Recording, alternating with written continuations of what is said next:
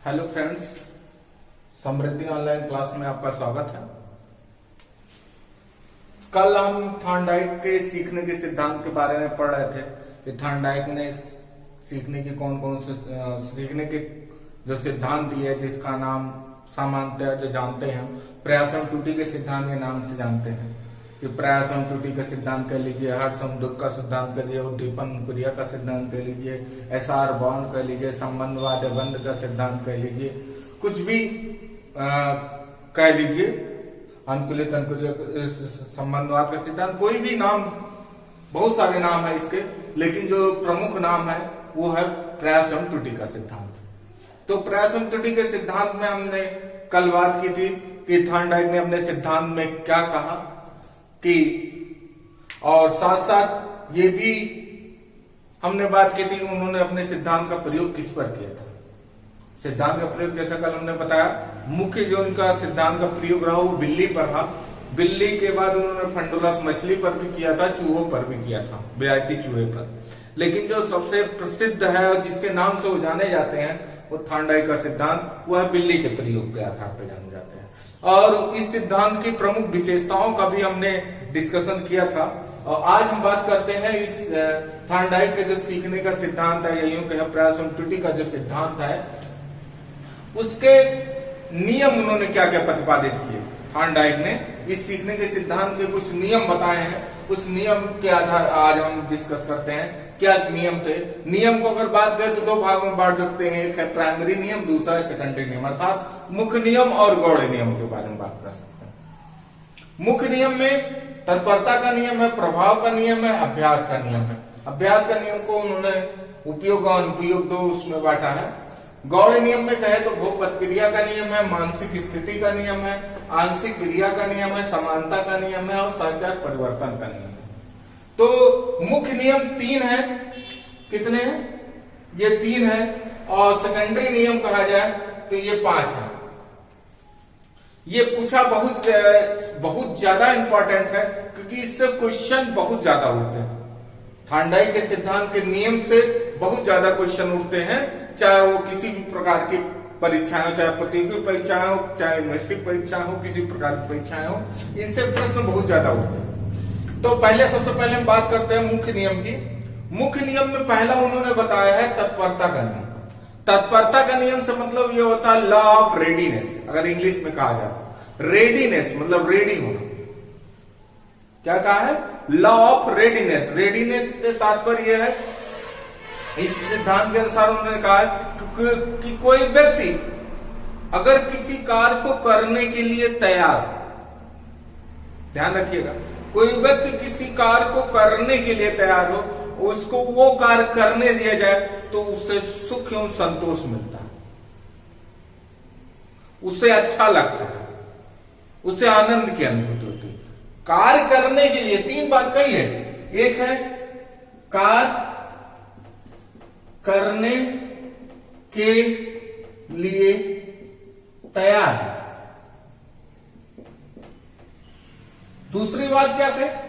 तो यहां पर उसको क्या मिलेगा? सुख।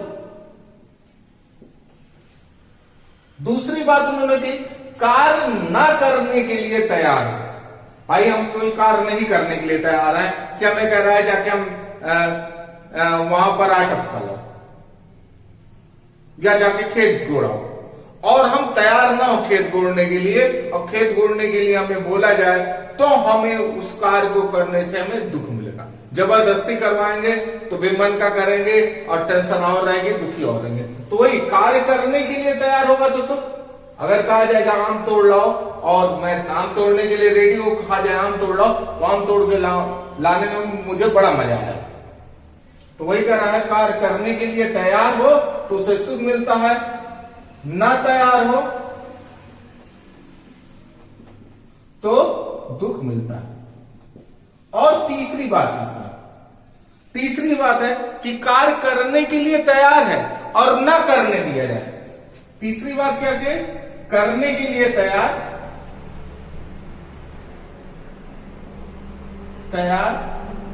ना करने दिया जाए तो क्या मिलेगा? सही पहचाना आपने, दुख मिलेगा। तो लॉ ऑफ रेडीनेस, ये चीज का प्रयोग हम बहुत जगहों में करते हैं, अपने कर्मचारियों से काम लेने के लिए करते हैं, माता पिता अपने बच्चों से काम लेने के लिए करते हैं, समाज लोगों से काम निकालने के लिए करता है। इसका प्रयोग बहुत जगहों पर किया जाता है। अर्थात ये देखा जाता है कि कौन सा व्यक्ति क्या काम करने के लिए एक्टिव है, क्या काम करना चाहता है, उस काम को उसको दिया जाता है। तो इसीलिए इसमें कहा गया 3 बार, कार्य करने के लिए तैयार हो तो उसको काम करने दिया जाए तो उसे सुख की अनुभूति होगी। अगर कार्य नहीं करने के लिए तैयार हो फिर भी करने दिया जाए तो उसे दुख की अनुभूति होगी। और तीसरा है कि कार्य करने के लिए तैयार हो और उसे ना करने दिया जाए तब भी दुख की अनुभूति। बच्चे जाने के लिए तैयार होते हैं मामा क्या, और ना जाने दी जाए तो क्या करते हैं, रोते हैं, चिल्लाते हैं ना। वही चीज है, तैयार है ना करने दिया जाए तो क्या होगा, दुख की अनुभूति होगी। तो वही चीज कहा है, तत्परता के नियम में कहा है कि ऐसा कीजिए जो व्यक्ति जो कार्य करने के लिए तैयार हो उसको वो काम दीजिए, नहीं तो ये स्थिति बनती है। दूसरा उन्होंने कहा है प्रभाव का नियम।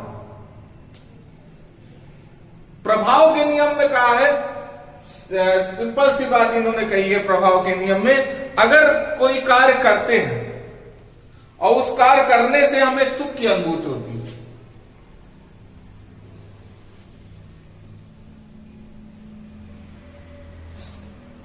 कोई कार्य कर रहे हैं, कोई कार्य करते हैं और उस कार्य को करने से हमें संतोषजनक परिणाम मिलते हैं तो उस कार्य को हम करते हैं, और जिससे संतोषजनक परिणाम नहीं मिलते उस कार्य को हम छोड़ देते हैं। क्या कहा है, जिस कार्य को करने से व्यक्ति को सुख एवं संतोषजनक परिणाम मिलते हैं या उसके लक्ष्य की पूर्ति होती है उसी कार्य को वो करता है। जिससे उसे सुख एवं संतोषजनक परिणाम नहीं मिलते, लक्ष्य की पूर्ति नहीं होती, उस कार्य को वो नहीं करता है। अर्थात कहने का मतलब यह है, अगर किसी कार्य को करने से सुख मिलेगा तभी हम उस कार्य को करेंगे, सुख नहीं मिलेगा तो उस कार्य को वो नहीं करेगा। ये इसी प्रभाव के नियम में कहा है। सुख मिलने पर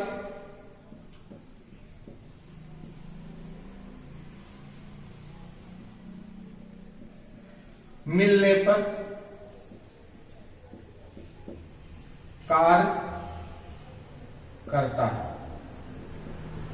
अर्थात वह उस अनुक्रिया से अनुबंधित होता है, उस अनुक्रिया को बार बार दोहराता है। कहने का मतलब सुख एवं संतुष्टि मिलने पर, और दुख मिलने पर, दुख एवं कष्ट मिलने पर क्या करता है, दुख एवं कष्ट मिलने पर उस नहीं करता। अगर किसी एक कार्य को करने से उसे दुख एवं कष्ट की अनुभूति होती है तो उस कार्य को नहीं करता है या उस चीज में इंटरेस्ट नहीं दिखाता है जिस कार्य को करने से उसे दुख एवं कष्ट की अनुभूति होती है। जिसमें उसे सुख की अनुभूति होती है, संतुष्ट की अनुभूति होती है, उसी को वो करता है। तो ये तो प्रभाव का, तत्परता का तो क्या था, तत्पर है कि नहीं। प्रभाव का लॉ ऑफ इफेक्टनेस क्या है, लॉ ऑफ इफेक्टनेस, अर्थात इफेक्ट क्या पड़ रहा है, अच्छा पड़ रहा है तो ठीक है कर रहेगा, सीखेगा, बुरा पड़ रहा है तो नहीं सीखेगा। सिंपल सी बात, अच्छा पड़ रहा है तो सीखेगा, बुरा पड़ रहा है तो नहीं सीखेगा। वैसे रेडी है तो सीखेगा, रेडी नहीं तो नहीं सीखेगा। अभ्यास का नियम, ये तो 2 हो गए। तीसरा कह रहा अभ्यास का नियम। अभ्यास के नियम को भी इन्होंने 2 भागों में बांट दिया है अगर देखा जाए। एक है उपयोग का नियम, एक है अनुपयोग का नियम। उन्होंने कहा जिस चीज को हम बार बार दोहराते हैं, जिस चीज को हम बार बार दोहराते हैं वो तो हम उसको सीख लेते हैं, लेकिन अगर जिसको हम छोड़ देते हैं वो भूल जाते हैं। इन्होंने कहने का मतलब है लगातार कार्य करने की बात कही, उपयोग करने की बात कही है। अगर हम कोई भी चीज सीखते हैं या उसको अपने दिमाग में बनाए रखना चाहते हैं तो उसका उपयोग बार बार करें। बार बार करेंगे तो भी हमारे दिमाग में बना रहेगा, उपयोग करेंगे। अगर उसको हम छोड़ देंगे तो हमारे दिमाग से निकल जाएगा, उसको हम भूल जाएंगे। तो ये इन्होंने अभ्यास के नियम में कहा कि हमें अभ्यास लगातार करते रहना चाहिए। ये तो 3 इनके मुख्य नियम है। फिर आती है गौड़ नियम की बात करते हैं। गौड़ नियम में वो पहला बताते हैं बहुपद क्रिया का नियम। बहुपद क्रिया का नियम या लॉ ऑफ मल्टीपल रिस्पॉन्स इसको कहते हैं इंग्लिश में, मल्टीपल रिस्पॉन्स। कहने का तात्पर्य यह है कि उन्होंने कहा है कि जब हमारे सामने कोई उद्दीपन प्रस्तुत होता है तो हम बहुत सारी अनुक्रियाएं करते हैं। क्या करते हैं? बहुत सारी अनुक्रियाएं करते हैं। हमने भी पहले कहा कि उद्दीपन प्रस्तुत होने पर हम ढेर सारी अनुक्रियाएं करते हैं, तो वही कह रहा है कि बहुत सारी अनुक्रियाएं करते हैं। दूसरा है मानसिक स्थिति का नियम, मेंटल सेट। ये तत्परता के नियम से मिलता जुलता है कि अगर हमारी स्थिति है किसी कार्य को करने के लिए तो हम करते हैं, नहीं हमारा दिमाग है पढ़ाई करने में नहीं है। अगर हम क्लास में बैठे हैं तो दिमाग है कि नहीं हमारा, वो चीज की बात कर रहा है। मानसिक स्थिति कैसी है बालक की? मानसिक स्थिति सही होगी, पढ़ने में मन होगा तभी वो पढ़ पाएगा, नहीं तो नहीं पढ़ पाएगा। इसी का वो है कि आंशिक क्रिया का नियम, अर्थात मल्टीपल रिस्पॉन्स करते हैं। जिस रिस्पॉन्स से हमें दुख मिलता है, जिस रिस्पॉन्स से हमें सुखकारी परिणाम नहीं मिलता, उसको हम क्या करते जाते हैं? छोड़ते जाते हैं और आंशिक क्रियाओं को अपनाते हैं। आंशिक क्रिया मतलब जिससे हमें संतुष्टि मिलती है उसी क्रिया को अपनाते हैं और से इसको छोड़ते जाते हैं। जैसे बिल्ली ने अन्य क्रियाओं को छोड़ दिया, सिर्फ लीवर दबाने वाली क्रिया को ही अपनाया। फिर कहता है समानता का नियम। समानता का नियम बालक के सामने, समानता के नियम में ध्यान रखिएगा, जब बालक के सामने कोई समस्या उत्पन्न होती है तो बालक ये सोचता है कि इससे मिलती जुलती समस्या हमारे सामने कब आई थी और उसका हमने क्या समाधान किया था। उससे मिलती जुलती समस्या कब आई थी, उसका हमने क्या समाधान किया था, तो उससे कोरिलेट करके वही समाधान करने की कोशिश करता है। जैसे बिल्ली लास्ट में क्या होता है, वो लीवर दबाना सीख लेती, उसको वही बार बार कराया जा रहा है तो वो समस्याओं को समान कर रही है कि ये समस्या तो मेरे पास पहले भी आई थी, इसको हिलाने से नहीं हुआ, लीवर दबाने से हुआ था इसको, तो लीवर दबा के वो गेट खोलना सीखती है। तो वही दिमाग में आता है आपके भी। इसीलिए एक्सपीरियंस लोग को मौका दिया जाता है, कहीं भी जॉब में हो तो उसमें एक्सपीरियंस वालों को ज्यादा मौका दिया जाता है। क्यों? क्योंकि समस्याओं से जूझ चुके हैं। कोई भी समस्या आती है तो उसका तुरंत हल निकालते हैं। कैसे? कि वो सोचते हैं कि ऐसी समस्या हमारे सामने कब आई थी और इसका हमने हल क्या निकाला था, और उससे कोरिलेट करके तुरंत समस्याओं का हल निकाल लेते हैं। तो यही कहना था समानता का नियम। दूसरा है सहचर परिवर्तन का नियम। सहचर, सहचर का मतलब है साथ साथ चरना, जिसको लॉ ऑफ एसोसिएटिव शिफ्टिंग कहलाता है। एसोसिएटिव शिफ्टिंग, शिफ्ट हो जाना, सहचर परिवर्तन। एसोसिएटिव शिफ्टिंग, शिफ्टिंग मतलब शिफ्ट हो जाना, और सहचर का मतलब होता है साथ साथ चलना, अर्थात उद्दीपन के साथ साथ जो चीज रहता है, ध्यान रखिएगा, उद्दीपन के साथ साथ जो चीज रहता है हमारी अनुक्रिया उसके प्रति भी होने लगती है। जैसे हम उदाहरण देते हैं, मछली का टुकड़ा प्याले में अगर आता है बिल्ली के सामने, तो अगर उसको दूर से ही प्याला दिखाया जाए तो उसको लगेगा हाँ मछली का टुकड़ा आ रहा है, भोजन आ रहा है।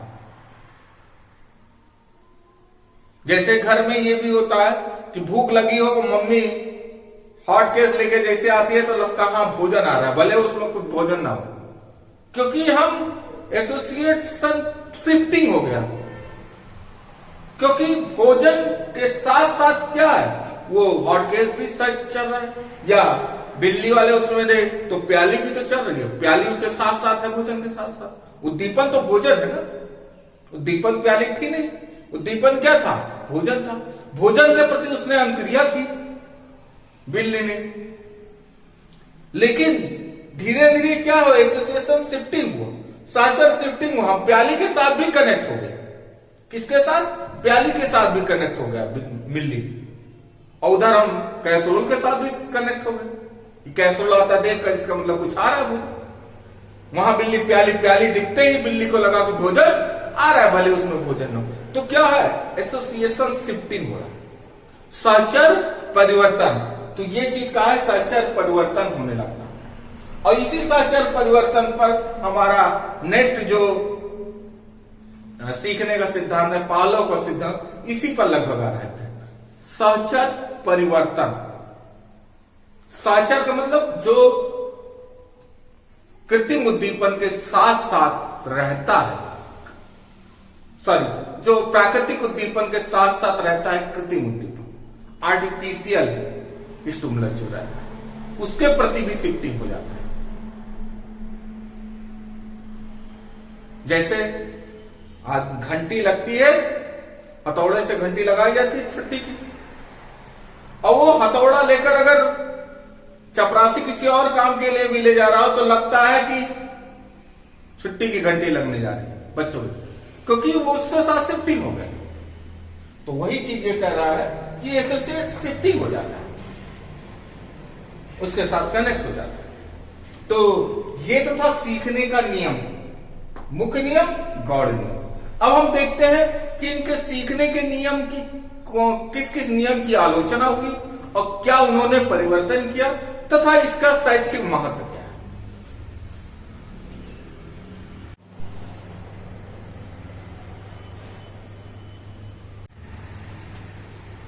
थार्नडाइक ने जो सीखने के सिद्धांत के जो नियम प्रतिपादित किए थे, उस नियम या यूं कहे सीखने के सिद्धांत की कुछ आलोचना भी हुई, जिसका उन्होंने बाद में संशोधन भी किया है। तो उन आलोचनाओं को देख लेते हैं। आलोचनाएं कह लीजिए या सीमाएं कह लीजिए, ये सिद्धांत की कुछ प्रमुख सीमाएं हैं। और ये जो बड़ा महत्वपूर्ण है, ये जो आलोचना सीमा, क्योंकि ये वाला भी और ये वाला दोनों आलोचना नेट के प्रश्न पत्र में आ चुका है। एजुकेशन का नेट का अगर कोई प्रश्न पत्र वो दे रहा होगा पेपर, तो उसमें ये दोनों क्वेश्चन पूछे जा चुके हैं। इसके अलावा और भी चीजें पूछी गई हैं। ये आलोचना आपको पता होना चाहिए, बहुत इंपॉर्टेंट है, क्योंकि नेट जैसे क्वेश्चन प्रश्न पत्रों में भी ये पूछा गया है। तो पहली आलोचना ये थी इनकी कि किसी भी क्रिया को सीखने के लिए व्यर्थ के प्रयासों पर बल दिया गया है। मतलब किसी भी चीज को सीखने के लिए हमें ज्यादा अनुक्रिया करने की बात कही गई। इन्होंने यही तो कहा है कि हम विभिन्न प्रकार की अनुक्रियाएं करते, बहुत सारी अनुक्रियाएं करते हैं, जिससे संतुष्ट हो उसको अपनाते, शेष को छोड़ देते हैं। अर्थात सीखने के लिए बहुत सारी अनुक्रिया पर व्यर्थ की अनुक्रियाओं, सीखने के लिए व्यर्थ के प्रयासों पर बल दिया गया है, ज्यादा प्रयास करना पड़ता है इसके द्वारा अगर हम सीखते हैं, क्योंकि कर के सीखते हैं। तो इसीलिए पहली आलोचना यह है कि फालतू अनुक्रियाएं क्यों करें, अपना टाइम और मेहनत क्यों वेस्ट करें। तो वो चीज है, बुद्धि का प्रयोग ना करें। तो वही है कि सीखने के लिए व्यर्थ के प्रयासों पर बल दिया गया है इस सिद्धांत में। दूसरा इनका जो है प्रभाव का लॉ ऑफ इफेक्टनेस, हम आपको बताए थे। तो प्रभाव का नियम कह लीजिए, उसको परिणाम का नियम भी कहते हैं, उसको संतोष असंतोष का नियम भी कहते हैं। इसकी आलोचना भी हुई। उन्होंने कहा कि अगर प्रभाव संतोषप्रद होते हैं, जैसे संतोष की बात है, संतोषप्रद होते हैं अर्थात सुखकारी होते हैं, तभी हम उस अनुक्रिया को करते हैं, या वह अनुक्रिया हमारे उस उद्दीपन के साथ हमारी अनुक्रिया सुदृढ़ बनती है।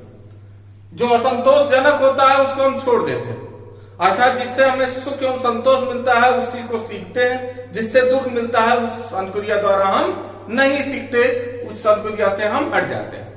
ध्यान रखना कि जिस अनुक्रिया द्वारा हमें सुख मिलता है उसी अनुक्रिया द्वारा हम सीखते हैं, जिस अनुक्रिया द्वारा हमें दुख मिलता है उस अनुक्रिया को हम छोड़ देते हैं। ये इन्होंने कहा प्रभाव के नियम में, अभी हमने आपको बताया। तो इसमें ये हुआ कि ऐसा तो नहीं, क्योंकि जानवर डंडा खाकर भी तो सीखते हैं, वो डंडे के बल पर ही चलना सीखते हैं। बच्चे भी डंडे के बल पर कभी कभी सीखते हैं, डर के मारे होमवर्क करके लाते, डर के मारे याद करके आते, डर के मारे उसको समझ कर आते। तो सिर्फ सुखद परिणाम पर नहीं है।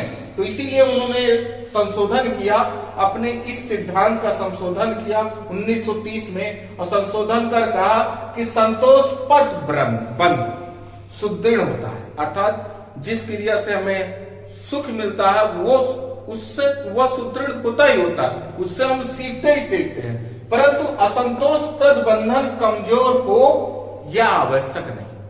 इसको संशोधन का कि असंतोषप्रद जो बंधन है वो कमजोर हो जरूरी नहीं है, उससे भी सीख सकते हैं, ये जरूरी नहीं है, वो भी सुदृढ़ हो सकता है। हर परिस्थिति में वो कमजोर होगा ऐसा जरूरी नहीं है। जैसे उन्होंने अपने सिद्धांत में कहा कि जिससे हमें संतोष मिलता है उसको हम अपनाते हैं, जिससे असंतोष मिलता है उसको हम छोड़ देते हैं। मतलब सुदृढ़ता हमारे संतोषप्रद बंधन के साथ होती है। जो हमारा बंधन बनता है, संयोजन बनता है, वो संतोषप्रद बंधन के साथ बनता है। असंतोषप्रद बंधन के साथ संयोजन या बंध बहुत कमजोर होता है। तो वही चीज है कि असंतोषप्रद बंधन कमजोर हो यह आवश्यक नहीं, इन्होंने संशोधन करके कहा। क्योंकि सामान्यतः जानवर भी कष्ट द्वारा ही सीखते हैं, सामान्यतः जानवर भी डंडे के माध्यम से ही सीखते हैं। तो उसीलिए इन्होंने इसका संशोधन किया। तीसरा है अभ्यास के नियम। अभ्यास के नियम की भी इनकी आलोचना हुई, क्योंकि अभ्यास के नियम में सिर्फ अभ्यास करके सीखना ही प्रमुख नहीं है, उसके लिए समझ एवं बूझ की भी आवश्यकता होती है, बुद्धि की भी आवश्यकता होती है। वही इनका सीखने की प्रक्रिया में केवल अभ्यास निर्भर नहीं है। सीखने के लिए केवल अभ्यास करते रहो सीख जाओगे, नहीं, अभ्यास के साथ समझ बूझ या दिमाग भी लगाना जरूरी है, समझ बूझ भी आवश्यक होता है। अतः 1935 में इन्होंने अभ्यास के नियम का संशोधन कर नियंत्रित अभ्यास का नियम प्रतिपादित किया। कौन सा? नियंत्रित अभ्यास का नियम प्रतिपादित किया। अपना जो अभ्यास का नियम है इसको नाम बदलकर नियंत्रित अभ्यास का नियम कर दिया और प्रतिपादित करके कहा कि क्रिया के पुनरावृत्ति के साथ साथ अर्थ समझने, तर्क करने, विचारों का सहचर्य करने, सीखने के संकेतों का अनुसरण करने आदि क्रियाएं सम्मिलित हैं। मतलब ये सारी क्रियाएं, सिर्फ अभ्यास नहीं कि बार बार अभ्यास करते रहो वो चीज आ जाएगी। अभ्यास के साथ साथ तर्क उसमें होना चाहिए, विचारों का सहचर्य भी होना चाहिए, सीखने के संकेतों का अनुसरण भी हो, ये सारी क्रियाएं भी उन्होंने इसमें सम्मिलित की। तो ध्यान रखिएगा, एक प्रभाव के नियम का इन्होंने संशोधन किया 1930 में, और उस प्रभाव के नियम में बताया कि कष्टकर जो बंधन होता है वो कमजोर हो यह जरूरी नहीं है। और दूसरा, नियंत्रित अभ्यास के नियम को नियंत्रित अभ्यास के नियम में परिवर्तित किया सन 1935 में, और कहा कि सीखने में सिर्फ अभ्यास ही जरूरी नहीं है, अभ्यास के साथ साथ ये सारी चीजें भी सम्मिलित हैं। सीमाएं आलोचना आपको उम्मीद करता हूं समझ में आया होगा। अब इस सिद्धांत का शैक्षिक महत्व क्या है? कुछ प्रमुख शैक्षिक महत्व, ऐसे बहुत सारे हैं, लेकिन कुछ प्रमुख शैक्षिक महत्व हम आपको बताते हैं कि गलतियों के अनुभवों से लाभ उठाना। इसमें हम क्या है, जो गलती करके जो अनुभव मिलता है उससे लाभ उठाने की का सिद्धांत है। गलती कर करके हम सीखते हैं, ये जरूरी नहीं है गलती कर दिए तो हमें कुछ मिला नहीं। अगर किसी चीज में हमें गलती हो गई, कोई उद्देश्य हमारी पूर्ति नहीं, तो उसमें कुछ मिला नहीं मिलता है, उसमें भी कुछ सीखने को मिलता है। वही कह रहा है, गलतियों के अनुभवों से लाभ उठाने वाला सिद्धांत है। निरंतर प्रयत्न द्वारा, निरंतर प्रयत्न करते हैं, ये कहते हैं ना, बार बार करते रहो, बहुत सारी क्रियाएं करो, कई बार करो, तो निरंतर प्रयत्न द्वारा बार बार करते हैं, तुरंत परिणाम मिलता नहीं, कई बार करने पर ही परिणाम मिलता है, तो धैर्य की होती है और परिश्रम के गुणों का विकास होता है। इसका धैर्य और परिश्रम के गुणों का विकास होता है। फिर मंद बुद्धि बालकों के लिए उपयोगी है, क्योंकि मंद बुद्धि बालकों को करके सिखाने पर ज्यादा बल दिया जाता है। बुद्धि कम होती है तो बुद्धि का उपयोग उतना नहीं कर पाते, तो उन्हें यंत्रवत या करके सिखाने पर बल दिया जाता है, तो ये उनके लिए ज्यादा उपयोगी है। ये भी कहता है, अगर हमें कोई चीज सीखना है तो मानसिक रूप से तत्पर होना पड़ेगा। अगर हम मानसिक रूप से तत्पर नहीं है तो उस चीज को हम अच्छे से सीख नहीं सकते। और साथ साथ लक्ष्य प्राप्ति के लिए हमें आत्मविश्वास और आत्मनिर्भरता के गुणों का विकास करता है हमारे अंदर। लक्ष्य प्राप्ति के लिए हमें मोटिवेट करता है, हमारे अंदर कॉन्फिडेंस बढ़ाता है। कि धीरे धीरे हम सफलता की ओर बढ़ते हैं। जैसे जैसे सफलता की ओर एक एक कदम हमारा बढ़ता जाता है, वैसे वैसे हमारा कॉन्फिडेंस बढ़ता जाता है, हमारा आत्मविश्वास बढ़ता जाता है। तो ये था सीमाएं और ये शैक्षिक महत्व।